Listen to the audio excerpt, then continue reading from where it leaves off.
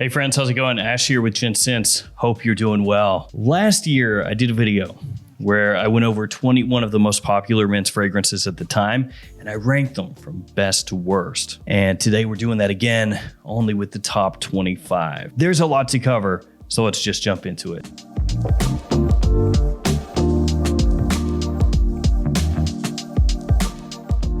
So this is how I went ahead and did this. I made a tier maker, which I'll try to link in the description below in case you want to check out and do it your own way. But I took the top 25 best-selling fragrances from Macy's, and those are the fragrances that we're going to be using because those are the fragrances that people are currently willing to pay full retail price for. So instead of going through like discounters and trying to find what's selling through a discounter right now, I decided to go ahead and just base it off of what most normal people are buying. Also, I could only include 2 fragrances per line because otherwise there would be 4 Sauvages in this list. And since I didn't want there to be 4 Sauvages and 3 Acqua di Gios and so on, I went ahead and made it where you could have 2. So the top 2 selling Sauvages, the top 2 selling Acqua di Gios, etc. So basically, I'm just gonna fly through here and rate each one of these the way that I view the fragrance, and also completely unrelated. But if you shop at luckyscent.com, use the code 10GENTS to save 10% off. If you shop at twistedlily.com or maxaroma.com, we'll get you 10% off. So those are for your niche fragrance needs. Let's jump into this. Okay, so I think I'm just gonna kind of grab them and do them randomly, not like from the first fragrance on. So first off, Acqua di Gio, the original, the best-selling men's fragrance of all time ever. It still is one of the best sellers on Macy's. People are just buying it like crazy. It's actually the best-selling Acqua di Gio fragrance on Macy's as of this video. The original, people are still buying that more than the brand new ones. You know, I'm gonna drop it into the A tier. You may say that it deserves S because it's the best-selling men's fragrance ever, and also because I have a strong attachment to the fragrance. But as far as the smell itself, nowadays, I'd rather wear one of the flankers, but I still have that strong attachment to it, so I gotta put it in A. Next up, let's do Tom Ford's Oud Wood. This is one of my favorite Tom Ford fragrances. I think it smells absolutely amazing in fall and winter time. It is stunning. You can wear it formally, you can wear it casually. It's very classy. It's a great introduction to oud fragrances. The fragrance itself has been knocked off a million different times. I'm dropping that into S tier. Up next, Armani Code Eau de Toilette. This fragrance, really good again for fall and winter time, a nice nighttime fragrance. Nowadays, I personally wouldn't really reach for it. I'd rather wear one of the flankers. I'm gonna drop that into C tier. It's a modern classic fragrance, super successful. I mean, obviously it spawned the whole Armani Code line, but if I want that Armani Code flavor like the original, I'm gonna wear the Eau de Parfum or the Parfum at this point. Versace Eros Eau de Toilette is next up. Now this one, a lot of versatility to it. A lot of people say it's a club fragrance. It's really not. I mean, yes, you can wear it to the club, obviously, but I wore that to the office a lot. People love the way it smelled. For me, maybe it's a little played out now. I'll drop it into B. Light Blue Pour Homme from Dolce & Gabbana. I'm not a huge fan. Neither is my wife, for what that's worth. I would go Forever, Light Blue Forever. I would go Light Blue Italian Love. I'd rather wear Light Blue Sun. I'd rather wear Light Blue Eau Intense. Some of the other flankers that came out before Eau Intense, I would reach for over Light Blue. It's kind of harsh, but I'm gonna drop it in D. I'm not digging it. Although I know that it's a modern classic. So fair play to that. I just don't want to wear it. The one Eau de Parfum up next, Dolce & Gabbana's Date Night Fall Wintertime Classic, sweet, sexy, spicy, warm, ambery, tobacco, awesome fragrance, S tier. I love the way the one Eau de Parfum smelled. I can still remember the first time I smelled the one Eau de Toilette and the one Eau de Parfum. Both times I was just blown away. Stuff is friggin' awesome. One of my most complimented fragrances ever. Performance could be maybe a little bit better, but for that type of fragrance, I think it suits the scent just fine. Tom Ford Ombre Leather, next up. So this one, a bit similar to Tuscan Leather, only without that raspberry punch in the opening, instead subbing in some violet in there. It's a very smooth leather, very easy to wear, good performance. Quality obviously super high, like you would expect from Tom Ford. This one I'm kind of struggling on where to put it. Drop it in A tier. For me personally, Oud Wood is a more important fragrance, a better fragrance than Ombre Leather. but ombre leather is still way up there. Valentino Uomo Born in Roma up next. Now this fragrance, if you're just looking for compliments, you're a younger guy, you want something versatile, something super mass appealing, easy to wear, Born in Roma will crush it at that. Absolutely crush it. And that's obviously why it's a bestseller. But for me, like on a personal level, do I want to wear it? No, I really don't. I'm not a massive fan of Invictus style fragrances. There are some Invictus style fragrances that, to be fair, I like a decent amount, but on the whole, I'm not like the biggest fan. So I'm going to drop that into C tier because while it's not offensive smelling, it is maybe put a little pinky up like a douchey kind of critic derivative. It's a derivative fragrance, yes. Acqua di Gio Profumo. Acqua di Gio Profumo, quite possibly the most versatile of the Acqua di Gio fragrances. I think the addition of incense gives it more usability in cool weather, and the incense is not overdone. So it maintains that freshness so that you can use it in spring and summer. Personally, I'm a bigger fan of Profundo, and on Macy's website, as of when I was doing this video, it was Profumo directly followed by Profundo. And I was like, dang, so close. Profumo for me is A, Profundo is S. Next, let's do Sauvage Eau de Toilette. Yeah, the one that kicked off the whole Sauvage run of fragrances, still a massive seller. Like I said, 4 Sauvage fragrances are bestsellers. So the Eau de Toilette is one of my most complimented fragrances. Projection is insane, longevity is insane. I struggle with this one as well, because it's one of those fragrances where I've smelled it so many times, I kind of start to go, well, it's played out a little bit, but then at the same time, it works so well. Like you can't deny that. Oh man. So I kind of want to put it between A and B. It's kind of where I'm leaning. Drop it in B with Eros for now. Burberry Hero Eau de Parfum. Yeah, that's kind of a surprise. I didn't expect that, but there it was. I actually don't really mind it a huge amount. I think it's pretty good. It's got some nice appealing facets to the fragrance, but do I like it as much as Eros or Sauvage? No, I don't. And so kind of looking at where I've placed things already, I'm gonna have to drop it into C. Let's go Bleu de Chanel Eau de Parfum next.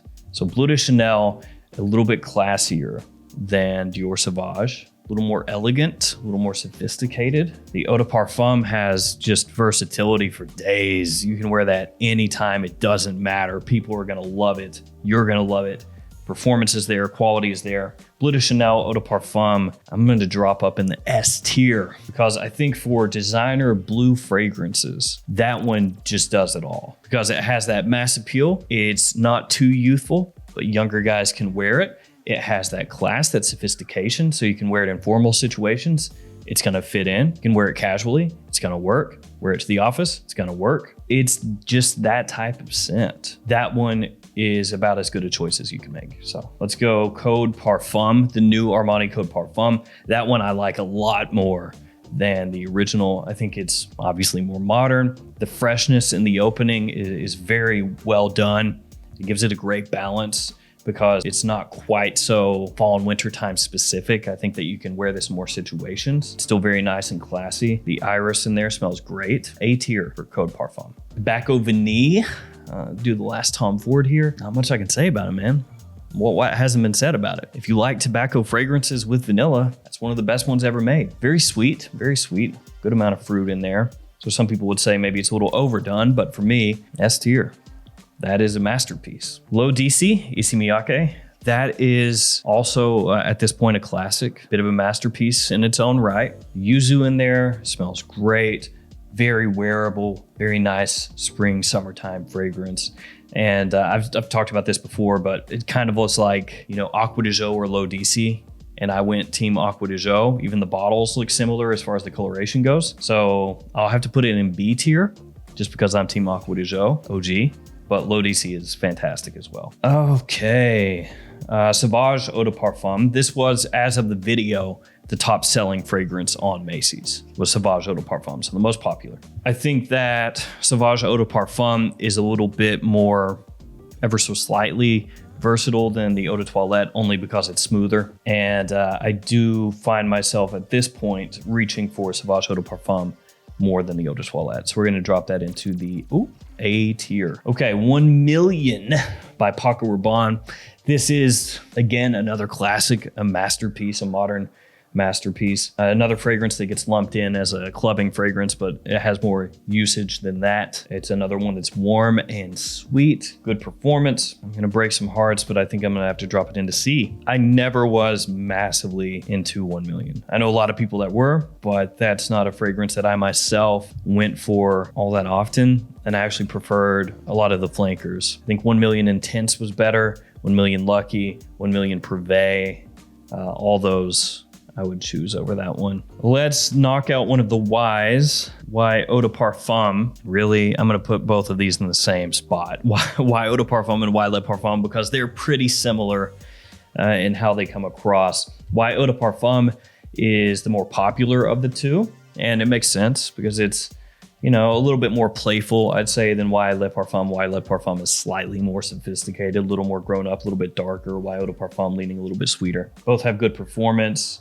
Both are good compliment pullers. Both have massive versatility. I think both in A. Trying to reserve that S tier, you know? Okay, let's do Gucci Guilty next. Gucci Guilty Eau de Toilette. This one is not as bad as a lot of people would say. Gucci Guilty gets slagged off on a lot. A lot of people really hate on it because it's just a very clean, fresh fragrance, easy to wear. But the fragrances that Gucci came out with before Gucci Guilty were much deeper, richer, and more classically masculine. So when they switched it up and they discontinued those fragrances and then they came out with the Gucci Guilty line, a lot of people didn't like that. But obviously people that are buying fragrances do like that because it's been a best-selling fragrance ever since. So what are you gonna do? This one is kind of tough for me because I'm waffling between B and C. That's like where I'm at here. I definitely like it more than Light Blue. And I would say I like Guilty more than Born in Roma, more than 1 Million. I would rather wear Guilty, but I don't like it as much as Sauvage, Low DC, or Eros. So I guess C. Bleu de Chanel Parfum, we'll do that one next. This is a solid scent. When it first came out, I was iffy on it. You know, I thought for the price that it was kind of not worth it maybe. But then as time went on, I wore the fragrance more. I started to like it a lot more. But I think I'm gonna have to drop it in B. I think the Eau de Parfum just on the whole is more versatile, more usable, and I'd go for that one. But Bleu de Chanel Parfum is a really good scent. Le Male Le Parfum, this one is hot lately. Everybody talking about this, a lot of love. You know, it's in that best-selling range of fragrances on Macy's. Kind of waffles up and down a little bit. I've seen it higher, I've seen it lower, but it seems to be in that like top 20 range typically. Really love what they did with the iris here, the modernization of Le Male. Big time compliment puller, fantastic cool weather fragrance. I'm gonna have to drop it into A tier. Luna Rosa Black. I mean, that's a love of mine. That's a personal love. Really, really, really dig it. Has similarities to Midnight in Paris and Bulgari Black, both of which are discontinued. Very unique smelling, I feel like, in the designer world right now. And even though it is quite unique, it still has great wearability and compliment factor, which is important to a lot of people. So that one, S. Luna Rosa Black is just, that's my stuff. Spice Bomb Extreme. What can you say about it? Performance, magnificent. The vanilla that's added in there, the black vanilla, helps smooth the fragrance out compared to the original Spice Bomb. It still has that spiciness that you expect from the line, and it's a hype monster for good reason.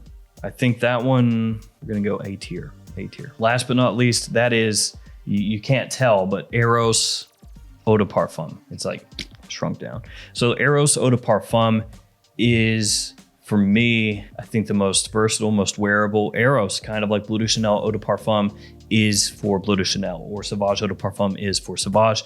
Eros Eau de Parfum is for Eros. It slightly matures things as compared to the Eau de Toilette, but it maintains that DNA, that wearability, that sweetness that so many people love. And I've said this a bunch of times, but people very much seem to gravitate toward either fresh fragrances, sweet fragrances, or fresh and sweet fragrances. And so when you look at this list, you see a lot of that. So Eros Eau de Parfum, I think, is an improvement over the Eau de Toilette. And for that reason, I have to put it into A tier because there has to be a delineation between the two. And that is the list that's how I'm gonna stick with it, because that's just kind of how everything came to me top of mind. And if you start second guessing, you know, things get weird. It is top heavy for sure, but that was expected because, as I said, top selling fragrances, best selling fragrances, you don't expect fragrances that don't smell good to be best sellers. So as I said, guys, I will leave this in the description below, the little tier maker. Feel free to do your own, and I'll have these linked out below as well in case you want to check them out. Here we go. That's what's selling, and that's what I think about what's selling for the most part. Thank you guys for hanging with me here. Thank you for your support. Stay safe out there, and I'll see you tomorrow with another fragrance video. See you guys later.